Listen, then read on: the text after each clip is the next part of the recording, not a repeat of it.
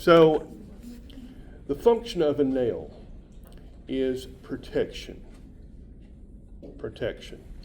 And it is made up of keratin, the same exact protein that you find in the skin.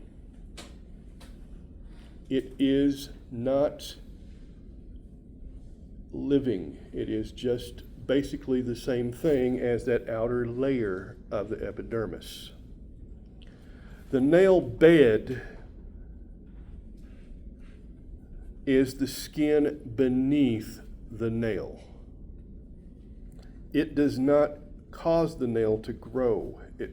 That is in the nail matrix, which is buried in the base of the nail.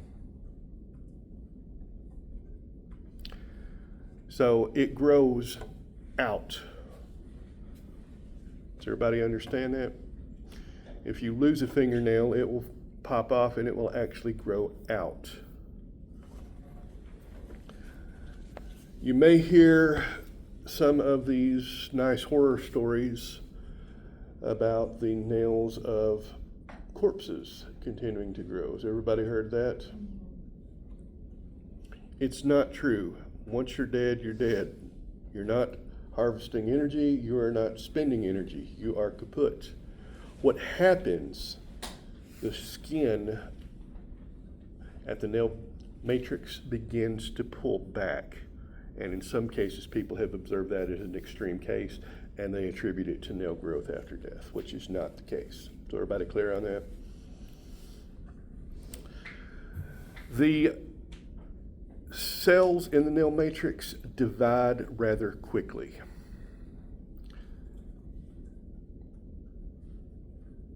They're very small.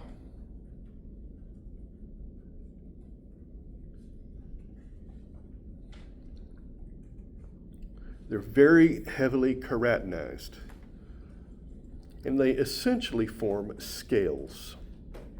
And those scales extend out over the nail bed.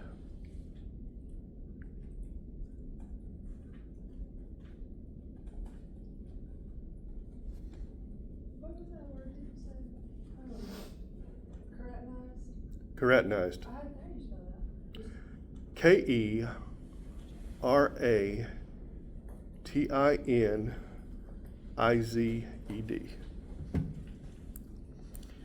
And we're on page 79 of the book electronically. If you are using the hard copy, I believe it's 192. We're under nails. Does that help everybody? You like following along? Now, the matrix itself is essentially buried under the skin. You don't actually see it. You see that whitish half moon shaped thing. That's called the lunula. And that's that color simply because the matrix is thicker, so it more or less hides the blood vessels that are deep.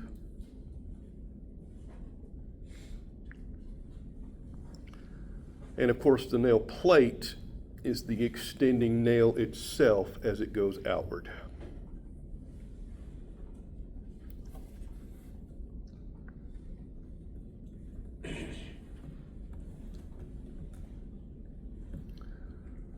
Any questions about nails? How long can they get? As long as they want, unless you break them. I have seen some extreme examples with people that have nails this long. I've seen some women that have long, thin nails that look like claws. We consider them more or less decorative, don't we? You had a question? I've heard something about ingrown nails. Is that? An ingrown nail happens when, for whatever reason, the free edge of the nail, the free edge is the tip. Okay, everybody see that? If it curves under the skin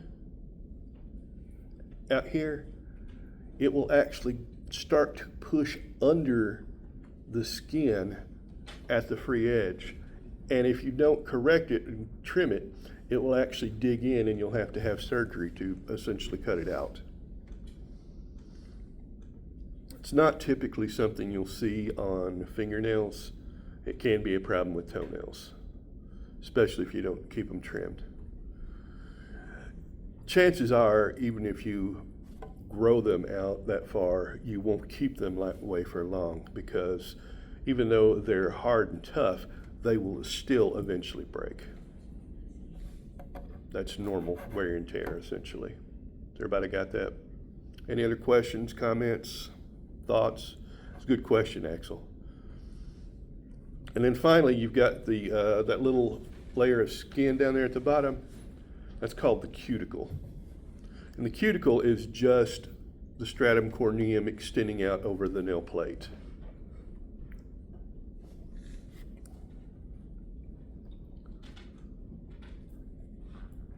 So next up, we've got hair.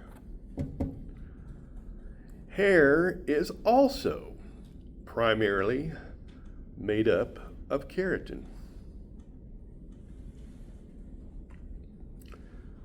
Just like the outer layer of the epidermis and the nail, it is dead. It is non-living.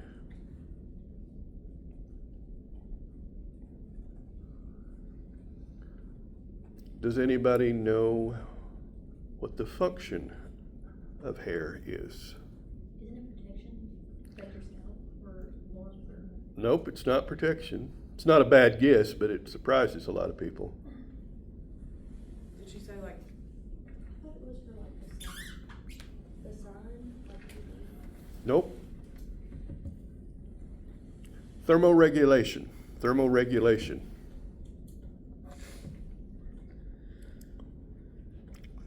It helps keep you insulated.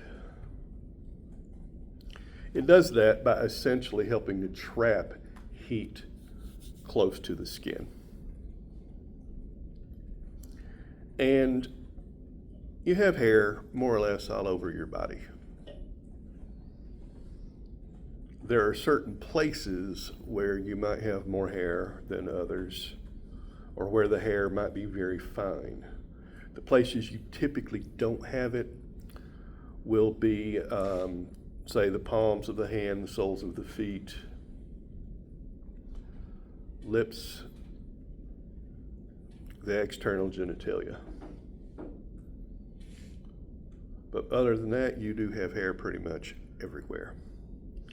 And they go through phases of growth and rest or inactivity. And at any particular time, about 90% of your hair follicles are active and growing.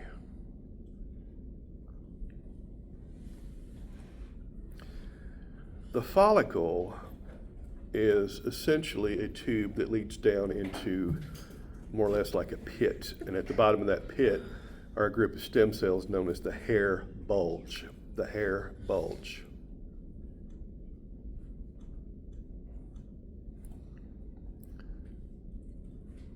What page is this? It's 79. 70. And the deepest portion of the hair root is the hair bulb. And within the bulb, you've got the hair matrix. And this is where you get the cell division and the extension of the hair itself. Now, the hair bulb is connected to the blood vessels in the epidermis by a projection of connective tissue called the hair papilla. The hair papilla. And just as we've seen in the epidermis, just as we have seen in the nail, as the cells age, they get pushed outward, or in this case, towards the surface. These become keratinized, they die. And so all of this nice, healthy hair that shampoo companies advertise for, it's really just dead epithelial cells. Think about that the next time you look at your shampoo bottle and it tells you it's nourishing and has extra vitamins and keratin. Well, your hair's made of keratin. Slopping more on the outside isn't really going to do anything. And obviously, as the cells continue to die, you push it up and out, up and out, up and out.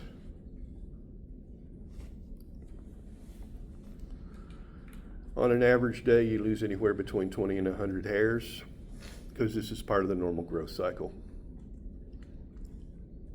It'll typically grow for 2 to 6 years, then enter the rest phase for 2 to 3 months. Then it starts again.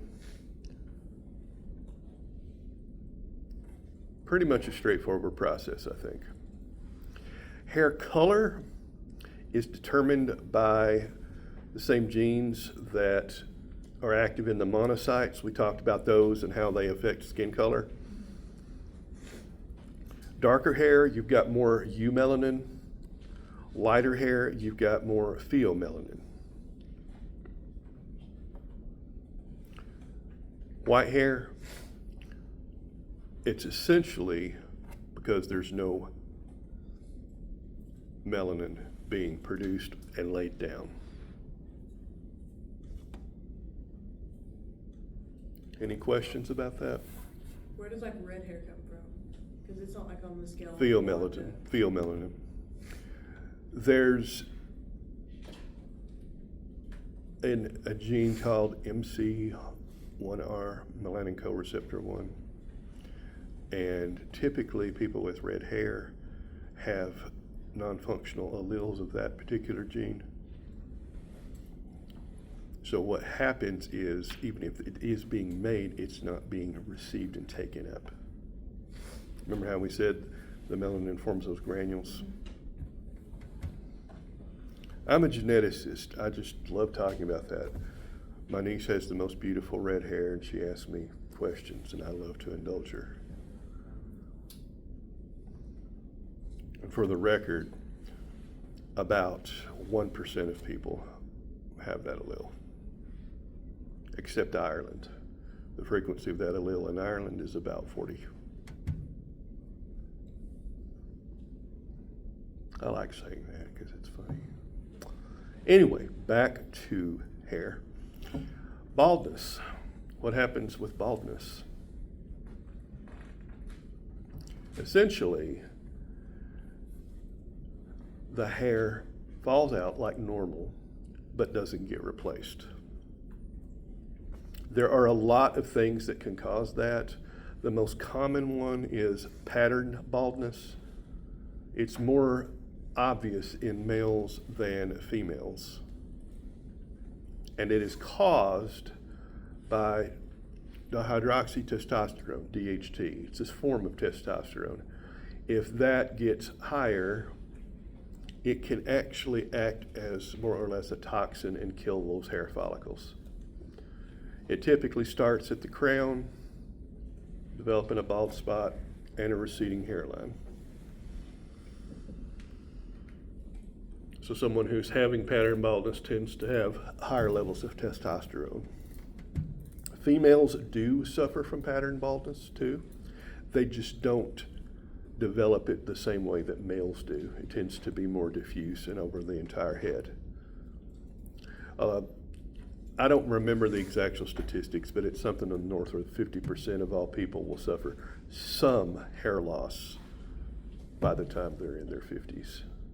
It's just normal part of aging. We don't like to think about it, I know, but it happens.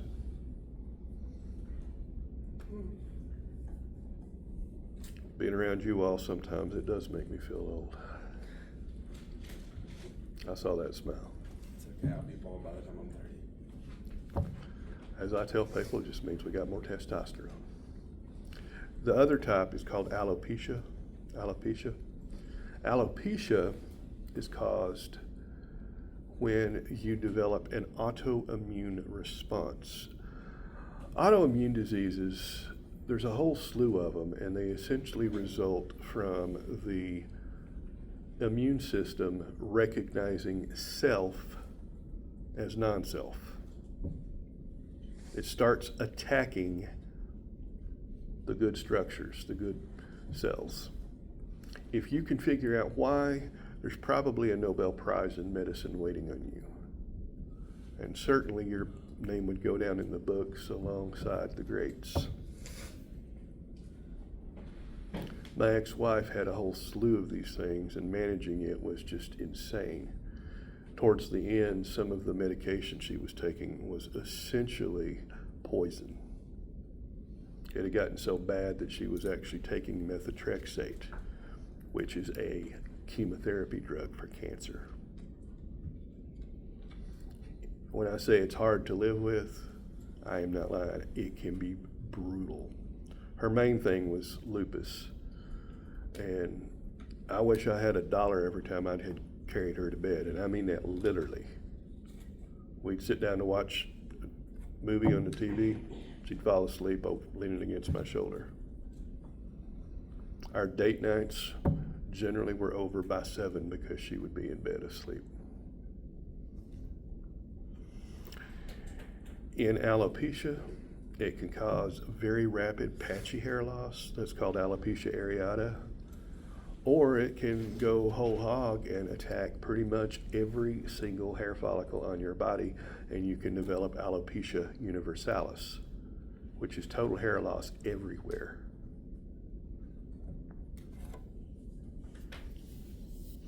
Generally, those conditions will not necessarily adversely affect the physical health of someone.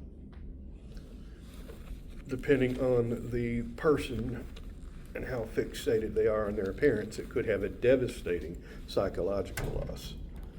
Yes, ma'am. What about vitiligo? Vitiligo? What about it? Is that, I know, I was informed before that it's whenever the body's getting rid of certain cells that are normally useful, and it can eventually turn into the body attacking healthy cells. I'll have to look it up for you. I don't know the exact mechanism of it, but typically what it results in is patches of depigmented skin. Michael Jackson suffered from that. No, he did, no question. He had some other issues, but that has nothing to do with the vitiligo. Well, I'm not throwing off on him, I'm just saying plastic surgery to alter your physical structure is a little bit different than dealing with a skin condition. Yes, sir. I have a question. How does like multiple sclerosis, I can't pronounce it. Multiple MS. sclerosis. Yeah. How does that affect your body? It causes a degeneration in the axons of the nerves. So essentially, it starts interfering with motor neurons. And when you think of everything that you have that is under control of motor neurons, you start to lose muscle tone, then you start to lose muscle control. So essentially, you'll become weaker and weaker until you can no longer walk. I think bladder and bowel function is typically lost. You may eventually lose the ability to feed yourself. Well, what about inactives? Like, if it's I'm not a neurologist. I'm just right there. I've told you the limit of what I have knowledge of without looking it up. I'll be happy to look up a little bit for you, especially towards the end of the semester when we get into the nerves and nervous tissues. Does that sound okay? Yeah. It's a good question, and I never ever want you to feel discouraged from asking questions. If I don't know the answer, I will try my best to look it up, just like for Desiree. Any others? Okay, so let's move on to glands. Sebaceous glands. These produce globules of a fatty material called sebum, S-E-B-U-M, sebum. When we talk about people having oily skin or oily hair, what we mean is their sebaceous glands are producing a lot of sebum. Pretty straightforward, I think. Its main purpose is to soften and lubricate the skin to keep it flexible. You typically don't have these on your palms or soles.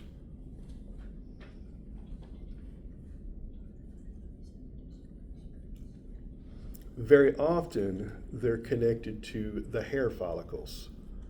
The hair follicles. They may open up directly to the skin, as on the genitalia. And essentially, like I said, it keeps the skin and the hair soft and flexible. Soft and flexible. Make sure you also get down that it adds a degree of waterproofing. It adds a degree of waterproofing.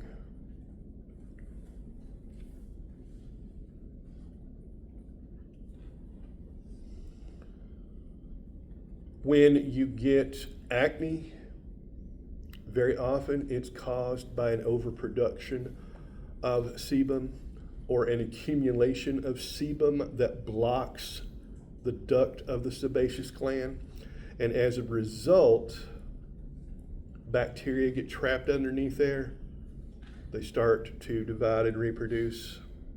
I think you can see how this plays out. It's pretty straightforward again, nothing too exciting. So any questions about that? What was the main function again? I'm sorry. Keep the skin and the hair soft and flexible and waterproof. Thank you. You're quite welcome. Yes, sir. So is that why, like, whenever you wash your hands too much, your like hands start to crack open? That's exactly why. Okay. When you get chapped lips, you just don't have enough lubrication on them. It's very, very good observation. Very good question. Any others? Okay, so let's move on and talk about sweat glands. Sweat glands. Another name for these is sudoriferous glands. And essentially it's a tiny tube with a coil that's in the deeper dermis or subcutaneous layer. The epithelial cells down there in the coil will produce the sweat itself.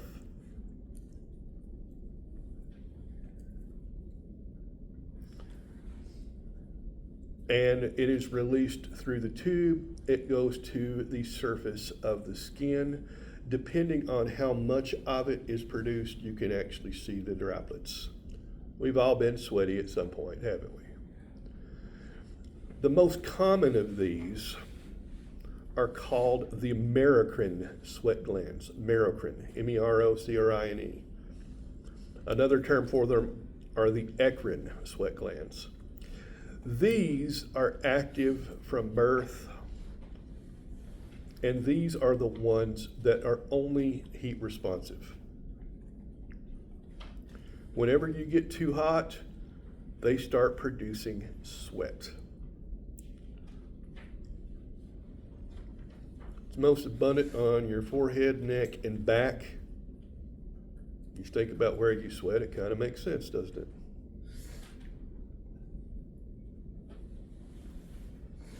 Whenever you get sweaty palms from stress, that's due to the merocrine glands. I have another Question? question. So if somebody has like hyperhidrosis where they overproduce sweat, is that like overactive glands?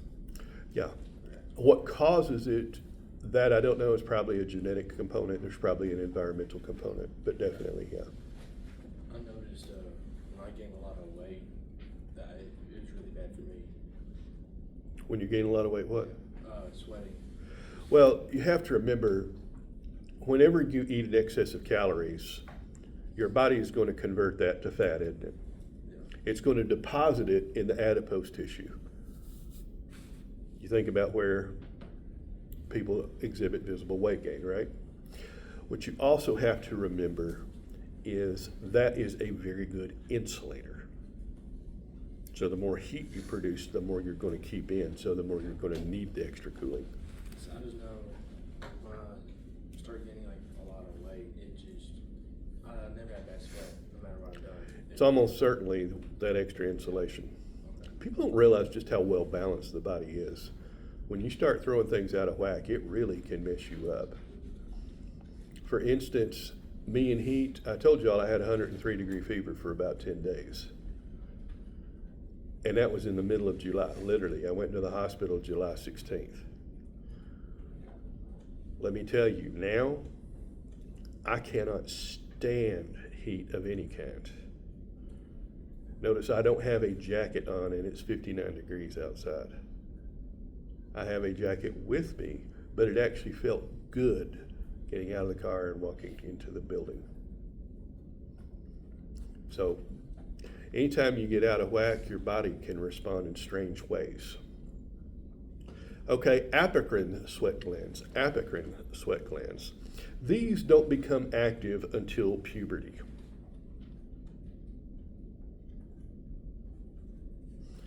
And these don't just dribble out the sweat like the American sweat glands. They secrete it by exocytosis. These are the ones that are most responsive to your emotions like fear, anxiety, pain. They can also be activated by sexual arousal. The ducts of them open up onto hair follicles, and since they secrete by exocytosis, they also contain lipids and proteins produced by the gland, and bacteria can and do feed on those lipids and proteins. And the waste they excrete, we experience as body odor. It's one of the reasons kids typically don't have body odor, but when you reach puberty, you start developing it. Any questions? Ceruminous glands. Ceruminous glands are found in the ear canal. They're found in the ear canal. They are essentially modified apocrine sweat glands, and they produce a lipid-rich substance called cerumen. Cerumen. We call it earwax.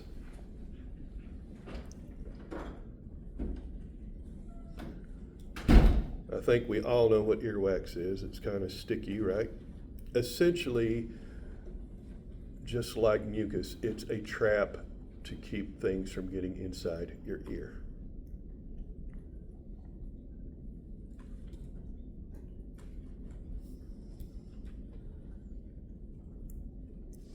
The only place you'll find them is in the ear canal.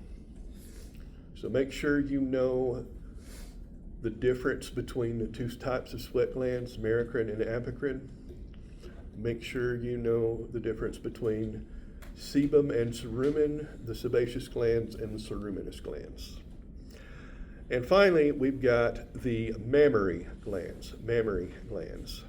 These are modified apocrine sweat glands.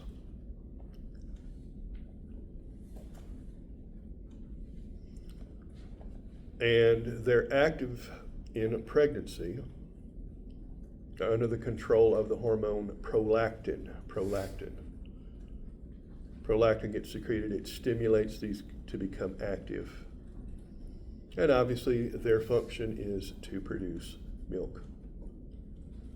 Milk for the infant.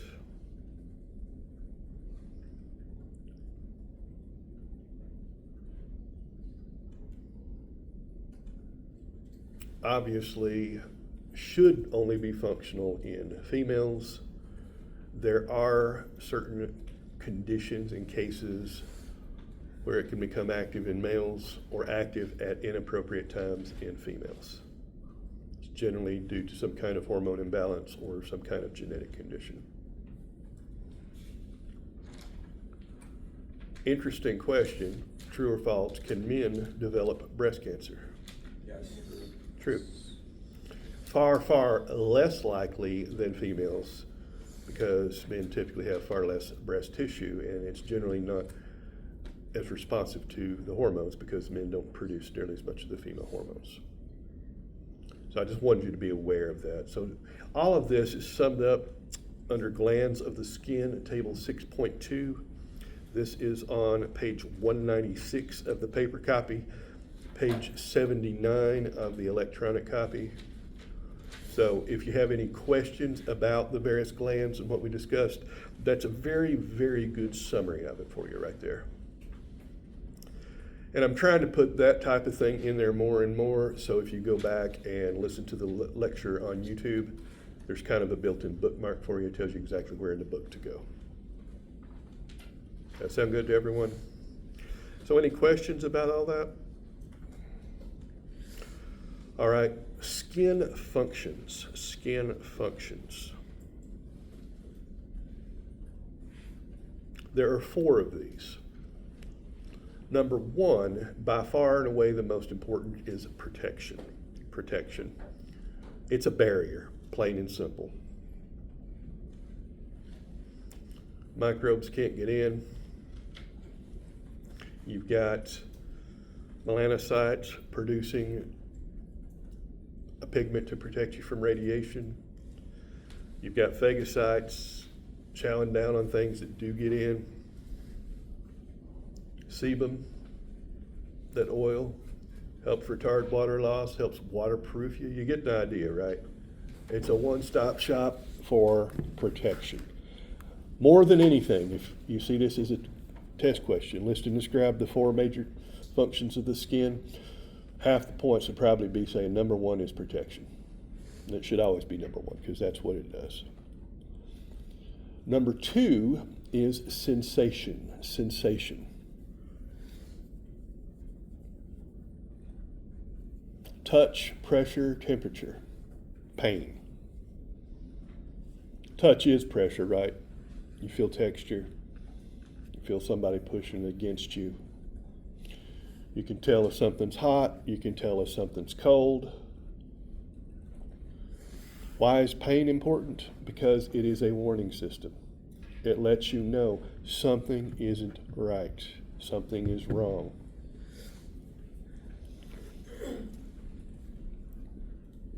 Any questions on that?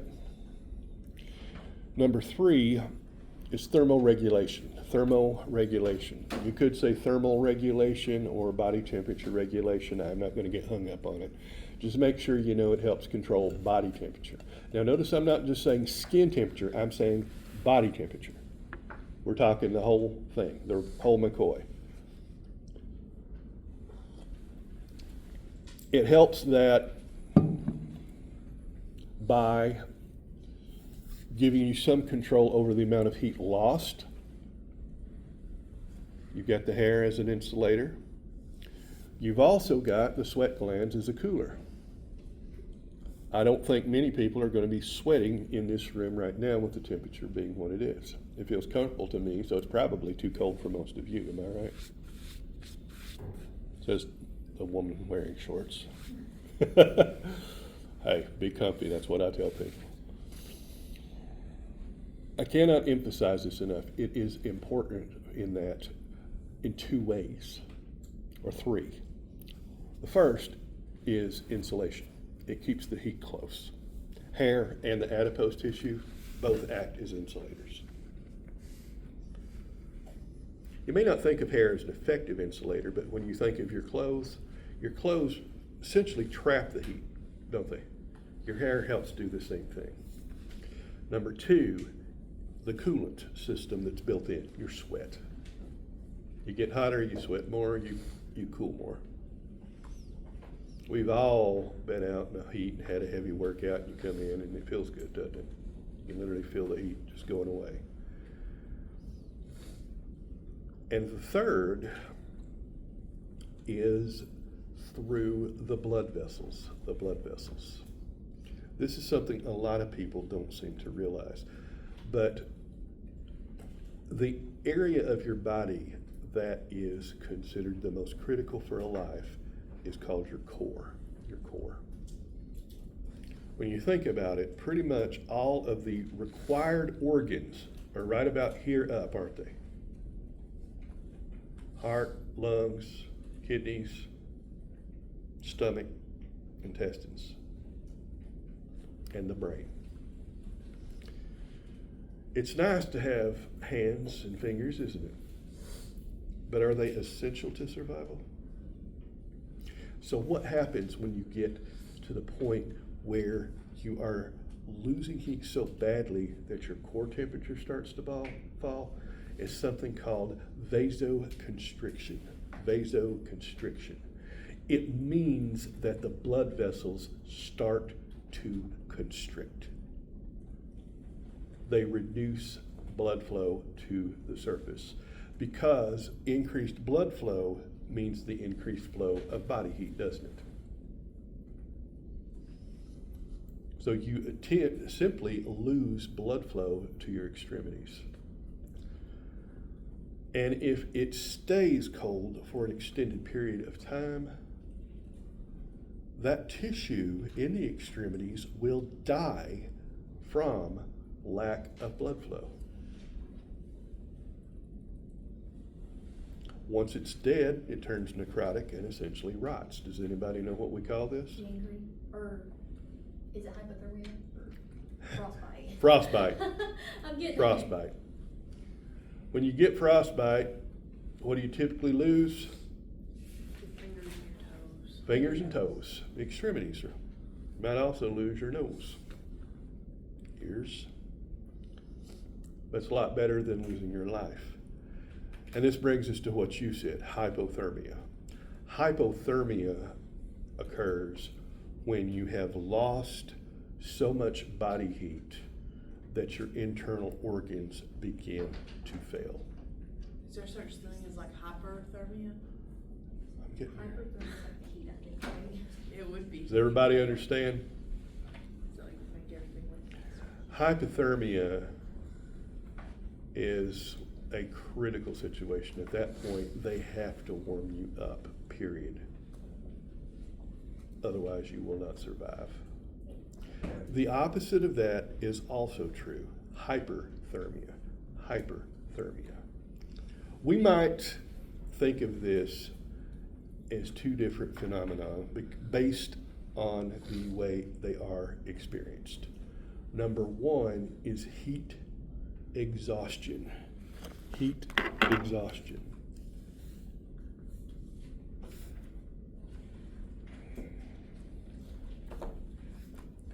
Heat exhaustion is when your core is too hot, but you're still capable of function.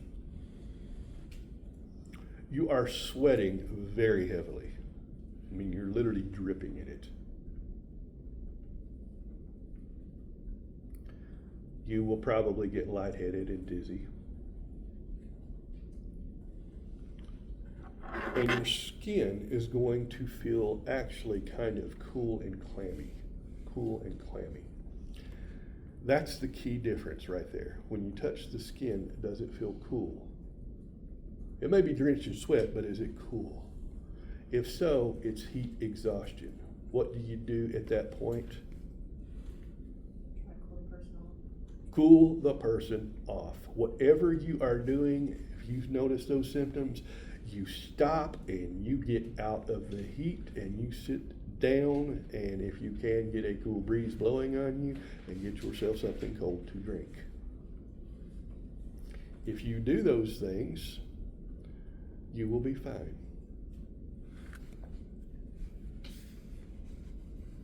Yes, sir. If you don't, What if you don't? Passed out. You're one of those stupid macho people, you're burning 105-degree fever and it's 100 degrees outside, 99% humidity, and you've been out there running wind sprints for 3 hours. Yeah, my ex-coach. I didn't think he was determined. When he started telling me some of the stuff he did, I began to think the man was crazy. That leads to what we call heat stroke. Heat stroke is a life-threatening condition.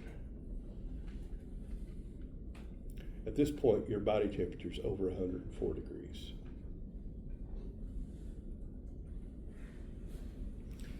You will definitely be suffering from some kind of mental confusion, distress, hallucinations.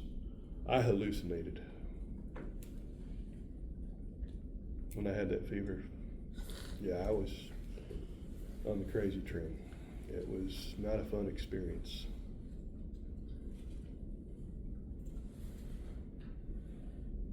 Apparently, I asked my wife if she had picked up the car after getting it repaired at the dry cleaners. We didn't have anything at the dry cleaners, nor did we have a car in repair at the point of life. So yeah, I was a little bit beyond, as we might say. You may very well lose consciousness.